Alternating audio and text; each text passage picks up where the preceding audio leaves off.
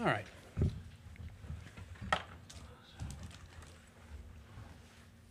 Welcome back to the 2024 SEC Baseball Tournament, Game 9 post-game press conference, joined by Kentucky, the SEC regular season co-champion, represented by Coach of the Year, Nick Mingione, along with Ryan Waldschmidt and Trey Pooser. Coach is going to give an opening statement in just a second, and we'll take questions first for the players. Marlon and Seth will have wireless microphones. Please wait to be called upon and identify yourself. Coach, if you wouldn't mind. Thought Trey Pooser was fantastic, and those of you that followed us all year, I've continued to say that for us to be the team that we want to be, we have to pitch and defend at a very high level, and Trey did great. Obviously, we had the hiccup in the sixth, but I thought the job that Ryan Hagenau did and Evan Byers came in was fantastic, and I thought our infield defense was about as good as it could be. The plays that Mitch Daly made, 2 good plays.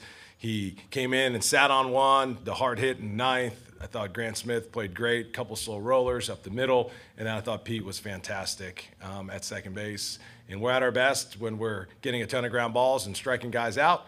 And I thought Ryan Nicholson did the same thing at first, just played an awesome job defensively. Thought Nolan's play was huge, obviously, and then obviously can't say enough about Waldy and the impact that he had. And I just thought our offense was on full display.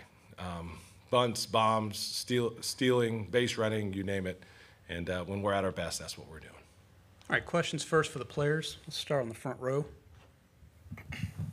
Daniel Hager, Kentucky Sports Radio. Ryan, I don't think you notched a hit in the last 2 games, the series finale and then yesterday. But today you come out, notched 2 home runs. What was going for you today? Yeah, the past few weeks, or not even past few weeks, the past 2 games, I guess, I just felt a little bit late.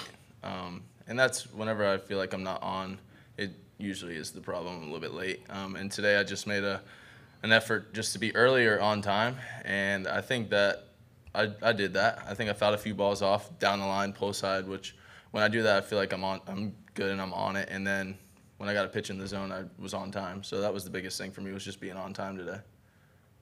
On the right, second row. Mitch Davis to MitchDavisShow.com. Coach, what's up? Guys, talk about just that message amongst the locker room and just talk about after that loss yesterday, kind of rebounding. And you guys look like a completely different team out there. Backs against the wall all season long. Lose game 1, you always respond. Talk about the message in the locker room. Yeah, so this morning we were in our team meeting, and Coach Minge brought up Buster Douglas and how he fought Mike Tyson and he won. And today, we go out there against a really good team, and you're facing a really good starting pitcher, and you just got to do what it takes to win. You got to just find a way. And especially when your backs are on the wall, you're either going home or you're moving on. And I think that we did a really good job of just being relentless, just staying on the attack all 9 innings and just trying to find a way to win. And when you do that and you just give yourself up for the team and just try and do everything you can to win a game, I think you have a lot of success. All right, back to the front row. Yeah, Trey, you had 5 really good innings today. In any normal game, probably go a little longer, but how much does a start like this against Arkansas, I mean, they finished second or third in the SEC, how much does this do for you heading into the NCAA tournament? I mean, it gives me a lot of confidence. I mean, go out there, obviously give us a chance to keep moving on and go out throughout the tournament, but just going into next week, just having that solid outing behind me and knowing that, having that confidence to go in there and just pitch the same way, even if better. More questions for the players. On the second row, here on the left. Joe Healy, D1 Baseball. Ryan, do you think there's some value in, as you head to the postseason, seeing the arms you saw for Arkansas? Because they used all their best guys, regardless of role. So is that something that you go into regionals you see as being helpful? Yeah, for sure. Anytime when you can face top-end arms, it just makes you better.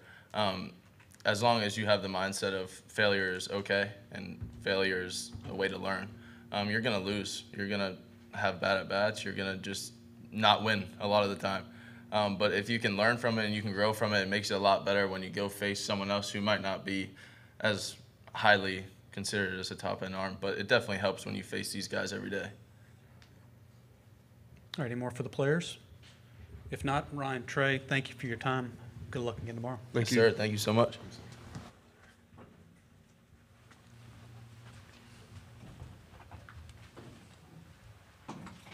All right, take questions directed to Coach on the front row. Hey, Coach, we've talked about the resilience all season long with this team. Go out yesterday and just notch 1 hit and come out today and notch 10 hits, 9 runs. Just What kind of changed overnight?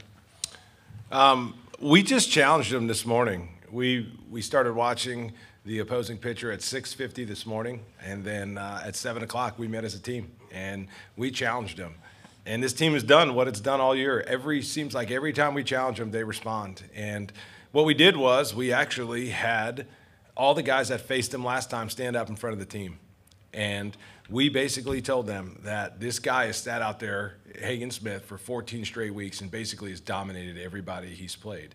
And we told them that life in the game of baseball is about making adjustments. And we challenged them. And those guys that faced them, they had to use their man voice and tell our team what they were going to do different today than they did last time. Because you guys know this, you keep doing the same thing over and over and over again, expecting a different result. What's that called? Insanity, right? So we're like, we're not doing that. We might strike out again, but we're not going to strike out and get out the same way we did last time. And then we actually paired a pitcher up with them. And that was their battle buddy. And we made them tell them what exactly they were going to do. And we got them face to face at 7 o'clock this morning. And we had some stare downs going on. It was awesome. And they actually responded. They were digging it. And I'm like, man, I mean, it's just a special team. I mean, for us to challenge them at 7 o'clock this morning, they were wide awake, and I thought they responded to it. On the second row on the right. Coach, we talked about, I think in February or March, about this team and about how special they are.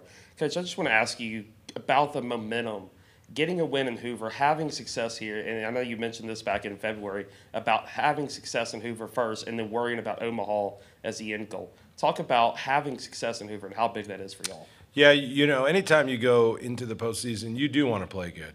You know, this is a tough tournament to win, as you know, and it is a challenge, but you do want to feel good about your team. And you do want to be clicking on all cylinders. And you know what, quite frankly, sometimes you're going to face an opponent and an arm that just shuts you down, and you just don't do as well as you'd like. But there's no question that you want to feel good about your team heading into next week, and this is a great opportunity for us to do that. On the front row. As you kind of touched on at the beginning, the defense was pretty great today. McCarthy had that great catch in center field. Petrie had a great grab in the first, along with some others, Grant Smith.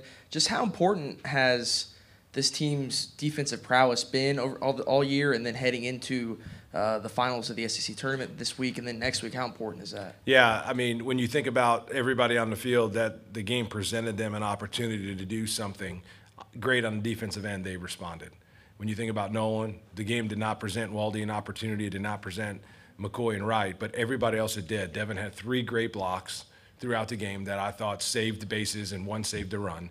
The job that Mitch Daly did on multiple balls to his left, right at him, and coming in. There's 16 ground balls. You got a master as an infielder, and he dominated those 3 plays. Same thing with Grant. He moved well to his left and right. And then Pete was just unbelievable.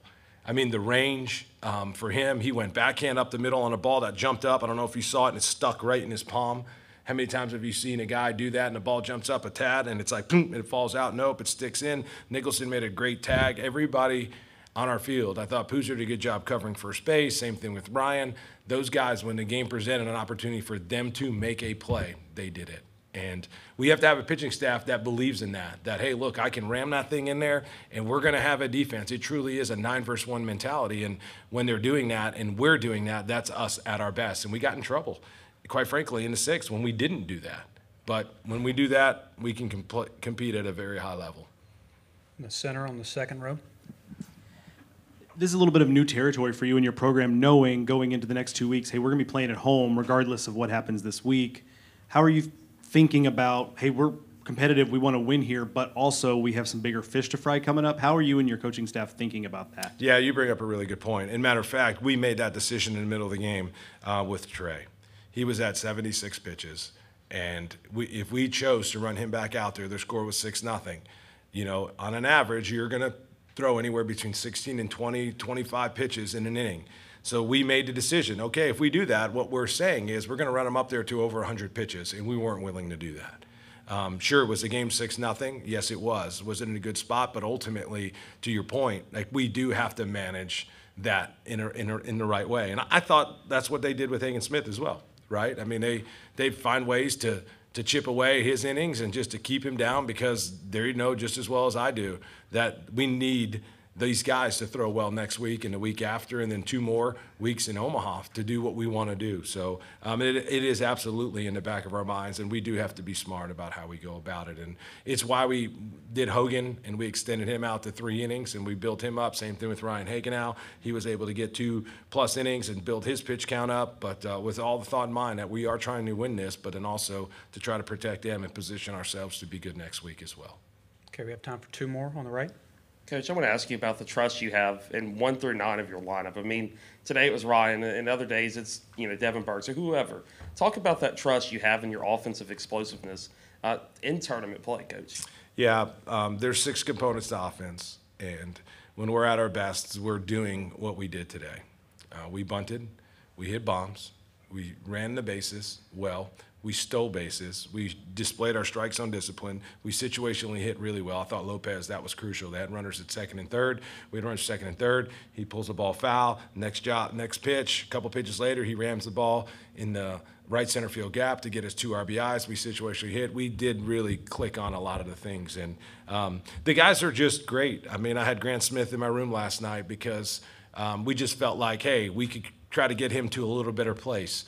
Mentally, physically, all those things just to check on him. And we had a great meeting with him. And again, he responded. I thought his leadership today was outstanding. He was, his desire to win today really, really showed. And I thought our team fed off of him. So you're right. And that is our 9-hole guy. But he had great competitive at-bats, flew out to the track, got the 2-strike base hit there late. But when we're at our best, it is 1 through 9, and it's a lineup to where I think other teams and coaches have told us and complimented us and said it's a really deep lineup. And that is us at our best. All right, last one on the left. Nick, Kevin Skarbinski with the SEC blog. We've seen a lot of balls flying over the fence here, maybe more than you're used to seeing. What do you attribute that to? Is it carrying better? Is it hitters taking advantage of mistakes? Are they just locked in? What's going on? I think it's a bit of everything. I think I would tell you that this league is filled with people that are just very physical. I mean, when you see some of our guys, if you were to see them with their shirts off, I mean, it is like impressive. So the physicality. Another thing too is you got pitchers out there with power stuff. And there's a lot of times if you can just get the barrel to the right spot, the ball can explode off your bat. Is the ball carrying, like the actual ball? Is it like going pretty good? I think so. And are the bats good? Yes. And I think the humidity has a lot to do with it. I looked at it this morning. It was in the low 50s. And when the humidity gets low like that and it gets into the 50s and the 40s, the ball actually does carry better. Yesterday, for example, it got a little higher. So I think it's a combination of all those things. Personally, this is a subject for another matter. Am I a little concerned with how much they're going over the fence? Yes. I think when you start doing some of the predictions of if these guys in our league played a 162-game schedule, it is a little bit alarming. And we would set like worldwide universal records in the history of it is. But there's some really good players. And I think the strike zone has something to do with it. I really believe this, we have the best umpires in the country. But I think when you start factoring all of those things, I think it does play a factor into it. All right, thank you, Coach. Unless Thank you, your guys. assistant has anything. You got for us. anything, Ray? If you want to thank them for coming? Thank you. Thanks, Coach. Appreciate you guys. Congratulations. Thanks.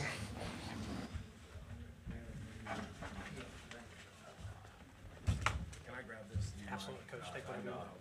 Take them all.